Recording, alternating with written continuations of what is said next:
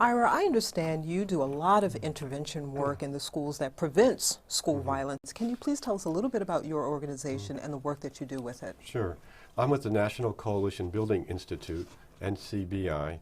It's a 22-year-old nonprofit leadership development diversity training organization. And we go into schools, organizations, college campuses, and build leadership training teams. Through training and leadership development, put together resource teams that then help create safer and welcoming school environments or organizational environments. Where are you located in New York State? In New York State, we have chapters and affiliates in New York City, Albany, Syracuse, and Rochester. Also, there are teams at SUNY Albany and Hudson Valley Community College. Okay, so it's not just high schools. Right.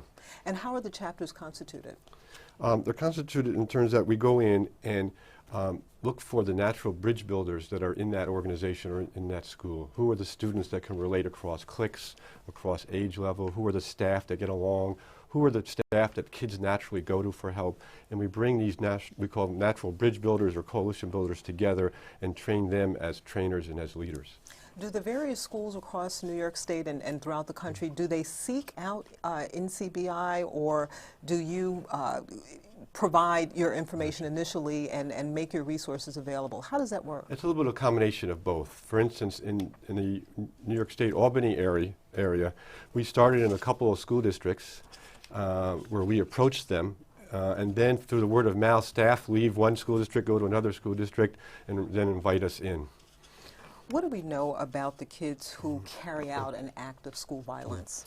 A couple of years ago, when the FBI did a national study where gun violence was used in schools, they found three common factors. They found that the young person had access to weapons, I think, which is a given. And the other two factors are factors that we try to work with, which is that the young person experienced some form of public humiliation before they then became a perpetrator of violence. So in other words, they were a victim in some ways. It was publicly viewed, that person was embarrassed or humiliated, and their way of getting back then was to go from victim to perpetrator. And the third way, or the third common factor in this study, is that the people who perpetrated the violence usually told a friend or somebody what they were going to do before they did it. Okay, almost as a cry for help, if you will, Almost, I would imagine. yes, yeah. What types of programs does your organization offer? Well, we do several different things, but we offer two kind of structured workshops for school districts. One is an anti-violence workshop where we take a look at what are the dynamics of violence and how do you interrupt that. And also as a welcoming diversity workshop called Building a Caring School Environment. Colonel Corbett mentioned early that sometimes gang violence is a rebellion against institutional racism or systemic racism. So we try to create teams within school districts or schools that will look at is there institutional racism going on or other kinds of institutional oppression, and be allies against that and try to help the school counteract that so that that won't be a dynamic going on for young people. Does the welcoming diversity component also embrace transgender issues or sexual orientation as well? Yes. Yeah. One of the themes is that for a school to be safe and welcoming, every group has to feel like they count. So we look at groups from all different kinds, but sexual orientation is an issue that often can lead to violence, where kids are being picked on for their sexual orientation. They don't feel safe, so that is an oppression issue that we will work with. Now, so these two workshops that you've just mentioned are essential to train the trainer, is that correct? Yes. Both of those workshops are models where we go in and train students and staff as trainers, as leaders to facilitate those workshops. We've heard of many prevention and intervention programs happening throughout the country. What makes the approach of NCBI unique? Well, I think there's three kind of things that we take pride in that may be unique to our program. The first is that we train youth and staff to be co-leaders. So it's not a matter of where the staff or the teachers or the administrators are the leaders and the students are the assistants. We really try to bring up and develop youth leadership to be in partnership with the adults or staff or school administrator, so that they are, and create an equal playing field where they're contributing together as in both taking leadership to create a more safe and welcoming school environment. Another way is we try to build strong relationships across all different group lines. One of the things that we teach is to be an ally. The most powerful thing you can do is be an ally for somebody else. So we want to build relationships between young people and adults, between all different groups who are young, student groups, adult groups, to be allies for each other. So it's about building relationship. And the third, I think, is what we call bringing in a healing methodology where we allow and invite emotion and healing into the workshop. Because if you've experienced teasing and harassment or discrimination or prejudice, you have some strong feelings that need to be released, that need to be grieved, to be accepted if you're going to do your own healing. And so we create an environment where that is welcome. Let's talk more about the healing methodology, and you're certainly right in that the grief and the anger and perhaps even rage results in pain, emotional pain, which may carry out itself physically. Talk a little bit more about how the pain has to be expressed as an aspect of the healing methodology. I think what we're finding, and I think this is true to what Colonel Corbett was also saying about people's reaction to violence, is that if pain is not transformed, if it's not dealt with or listened to, it gets transmitted. And that transmittal will either be against another person who's weaker than you, or against yourself, which can take the form of cutting or drugs and alcohol or anorexia, or in some way where people are taking it out against themselves or somebody else. So we have to find a way to transform that pain. And there's often a myth about emotion, that if we allow the emotion to come into a classroom or into a workshop, that it's going to be dangerous. And actually it's the opposite. Unexpressed emotion is what becomes dangerous, or unlistened to emotion is what becomes dangerous, because it gets pent up and then it'll explode in some way. And I would imagine with the collaborative partnership approach that you've talked about, that it's almost reaffirming or reassuring to the participants to hear that they're not alone. I think often what happens is if someone experiences teasing, harassment, discrimination, or prejudice, and no one recognizes it or acknowledges it, and that person will become isolated, that person will lose hope, maybe feel despair, and become powerless. And the best way, or a quick way, I shouldn't say the best way, a shortcut to being powerless and going to powerful is to pick up a weapon. Or is to use a form of intimidation or violence, puts you from the bottom of the heap to the top of the heap. So teaching people how to be allies, so that if I see that you got hurt or put down in a cafeteria, if I came up to you and say, boy, I'm sorry that happened to you, how can I help you? Or if I can interrupt it, then we're creating a safer school environment. Thank you, Ira. We have a video of some of the students from the Saratoga High School here in New York State that have participated in the anti-violence program. Before we take a look at it, can you tell us a little bit more about the students that we're going to see in the video? These are three young people who were chosen by their school district, by Saratoga High School, to be the bridge builders and to be NCBI leaders. And as you hear from them, you can see that there's a kind of person who tries to reach across group lines to make contact with other people. Well, let's take a look at the video.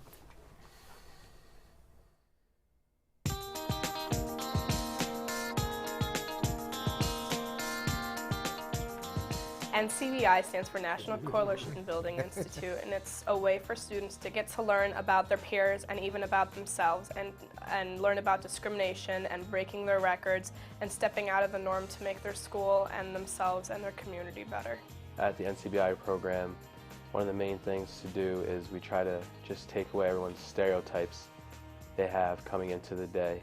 Like I say, not to judge a book by its cover, but just get to know everyone before you judge them. I think I've gained a lot of confidence just as a person, and I've learned to accept people more. My eyes are wide open, and I just see things in different ways. From your experience, how does race play a part in school violence? In my point of view, I think it's ridiculous.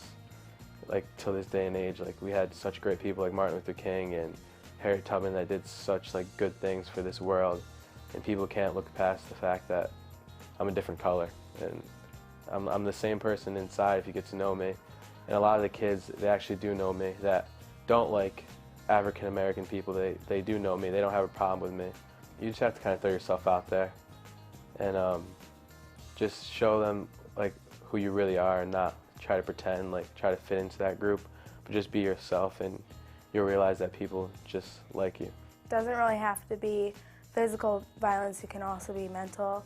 I see violence as in discrimination, put-downs, gossip, and just anything that really hurts people's feelings could be an act of violence. Sticks and stones can break your bones, and words can never hurt you. Words cut very, very deep.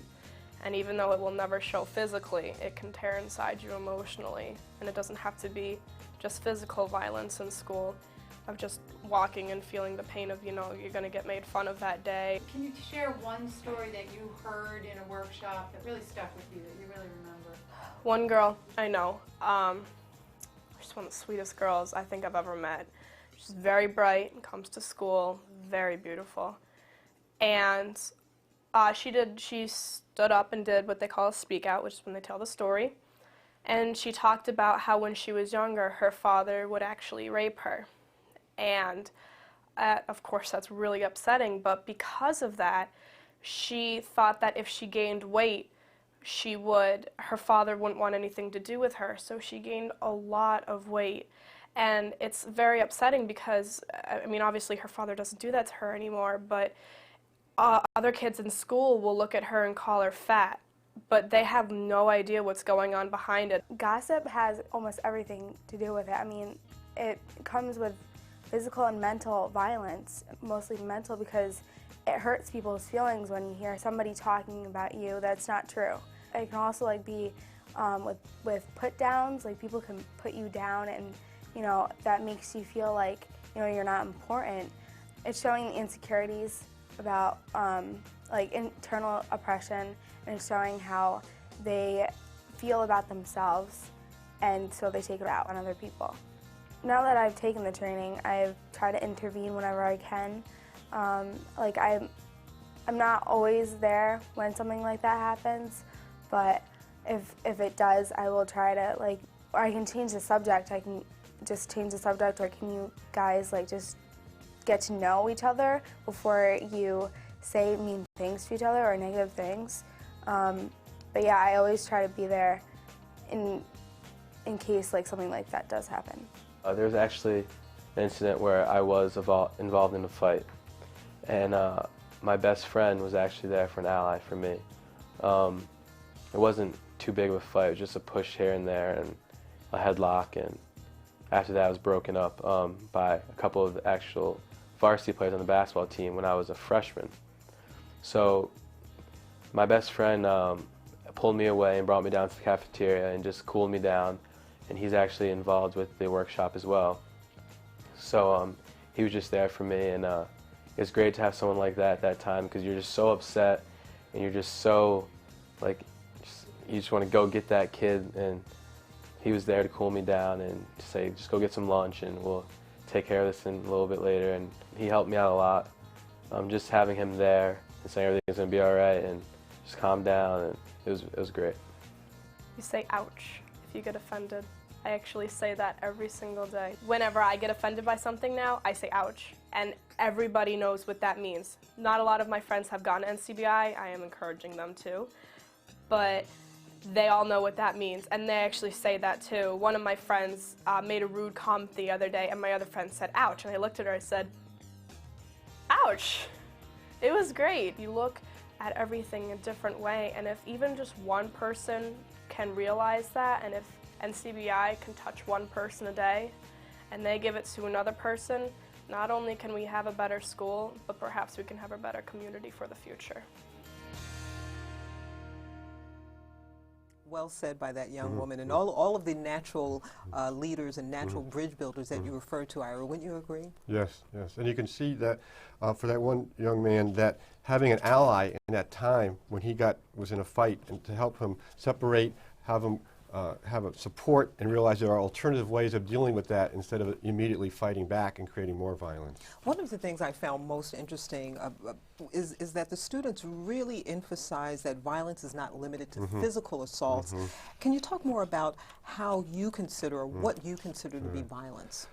Actually, a lot of times we have our own definition, that violence is any kind of behavior that can be hurtful to yourself or others, but we also ask the students when we're what do you consider violence? Because really it starts with almost a mental attitude towards somebody. When you think you're better than someone, and then that attitude leads to put-downs, teasing, harassment. That's the beginning of violence. As the young woman said, name calling can cut you as much as a knife can cut.